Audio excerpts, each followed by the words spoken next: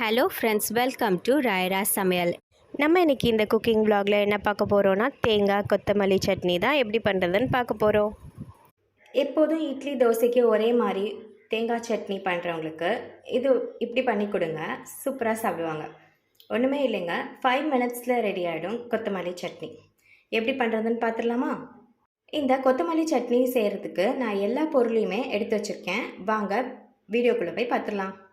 First இந்த மாதிரி ஒரு பேன் எடுத்துகிட்டு நல்லெண்ணெய் கொஞ்சம் ஆட் பண்ணிக்கோங்க. எல்லாத்தையும் நம்ம வதக்க போகிறோம், அதுக்கு தேவையான நல்லெண்ணெய் ஆட் பண்ணியிருக்கேன்.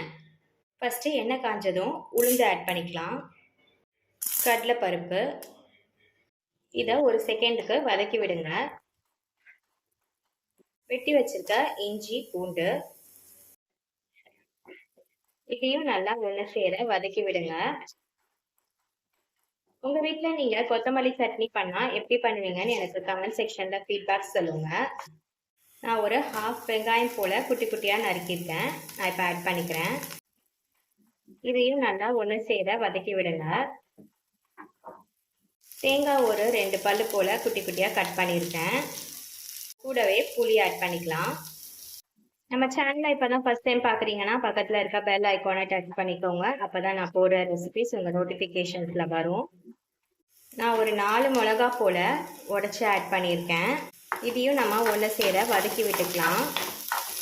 இப்போ நான் இதில் கொத்தமல்லி ஒரு கட்டு போல் நான் ஆட் பண்ணியிருக்கேன். கூடவே புதினாவையும் நான் ஆட் பண்ணியிருக்கேன்.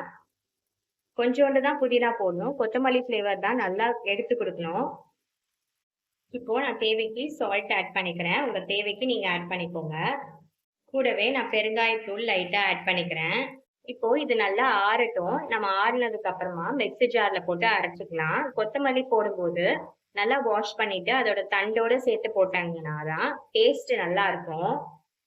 சட்னி எவ்வளோ அட்டகாசமாக ரெடி ஆகிடுச்சுன்னு பார்த்தீங்களா? நான் அரைச்சிட்டேன். தேவையான அளவுக்கு தண்ணி நீங்கள் கரைச்சிக்கோங்க. நான் எனக்கு இது போதுமான அளவு.